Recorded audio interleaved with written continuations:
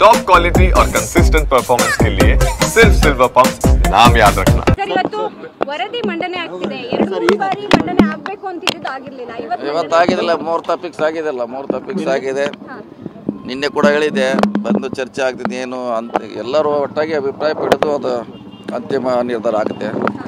so ನೋಡೋಣ ಏನಾಗ್ತಿದೆ ನನಗೆ ಗೊತ್ತಿಲ್ಲ ಕಾದ್ ನೋಡೋಣ ವರದಿ ಸರಿ ಇಲ್ಲ 169 ಕೋಟಿ ಖರ್ಚು ಮಾಡಿ ಅದೇ ಕರೆಕ್ಟ್ ಅದು ಯಾವಾಗ ಸರಿ ಇಲ್ಲ ಅಂತ ಯಾವಾಗ ಗೊತ್ತಾಗೋದ್ರು ಓಪನ್ ಆದ್ಮೇಲೆ ಗೊತ್ತಾಗೋದು ಸರಿ ಇಲ್ಲ ಅಂತ